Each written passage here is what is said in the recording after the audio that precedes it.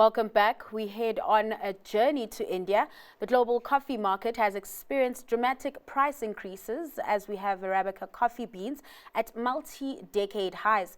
This has led to traders and roasters pulling back on purchases as the costs can't be passed on to consumers. But while this all brews, the long-term prospects of the coffee market are bright, and a country looking to tap into this is India.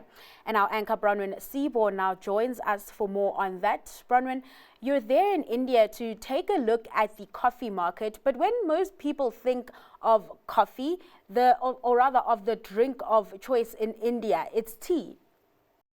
Yes, and Tarling, that is the perception, but coffee and coffee culture is really growing in popularity here in India. We're actually at a coffee house and you can just hear the vibe here. You can hear how lively it is as people come for the coffee experience. There's a whole different set of coffees here, everything from hot coffees, filter coffees as they like to call it, and even iced coffees, as you can see in the fridge here behind me, which is quite something as well, but it is very noisy, so let's head outside. But the growing demand and popularity of coffee here in India is largely being driven by a young population. They're looking for the experience that coffee can bring, and so coffee houses like this one really growing in popularity as young people come to enjoy something that they see as a symbol of modernity, a symbol of globalization, and they want to be a part of that. And so coffee houses like this really supporting local demand. So give us a sense then of the broader coffee market. Well, the coffee market is booming, and here in India, they expect the coffee market to reach $1.2 billion by 2032. So that is quite large, and that being supported, as we said, by local demand here, by these coffee houses that increase the popularity of drinking coffee. But it's also according to global demand, because what we're seeing here in India plays out across the globe. Everyone wanting that sip of caffeine, that kick of caffeine as they go through their day. Bronwyn, as that market is growing, what kind of challenges does it face?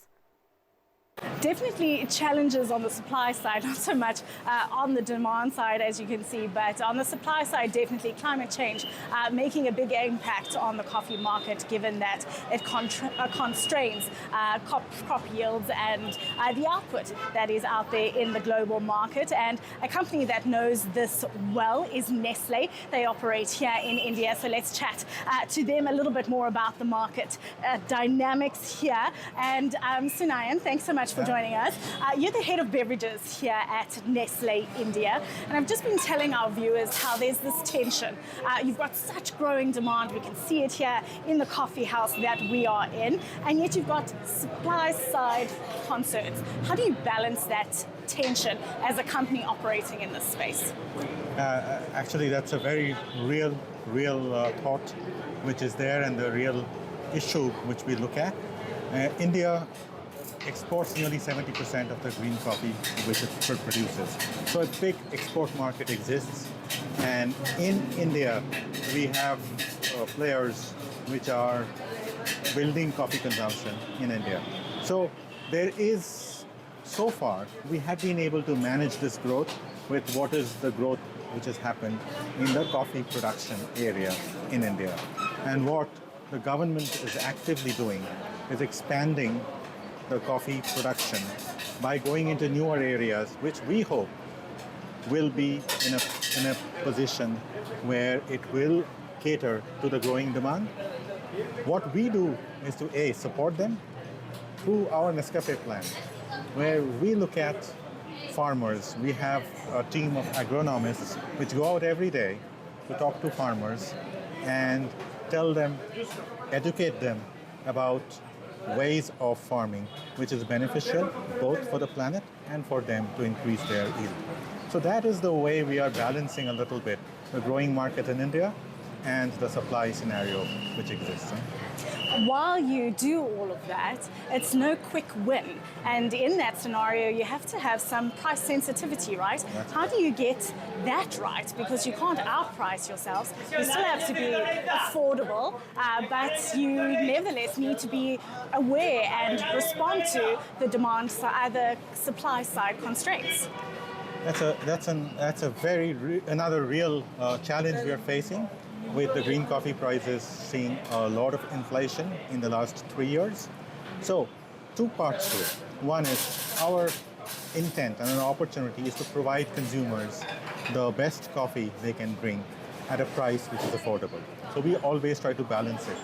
The first thing we do is look at our value chain and see what we can do to enable that all the parts of the value chain which are not valued by the consumer or where we can cut down the waste, we reduce it. And thereby be able to balance a part of the inflation with our value chain savings. And as a company, Nestle, we have a lot of expertise in enabling that.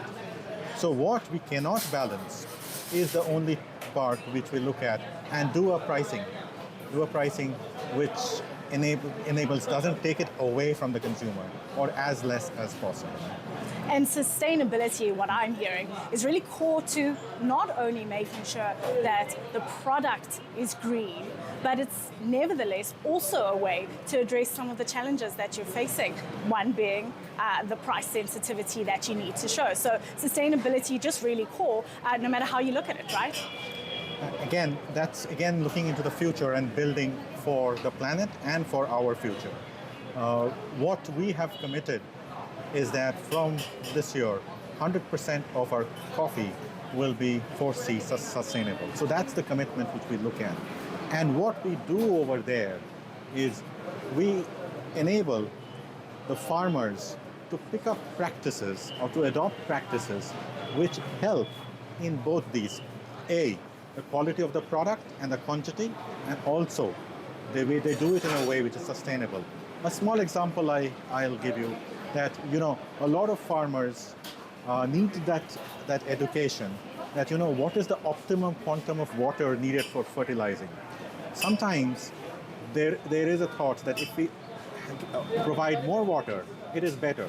But there is an optimum level which our agronomists educate.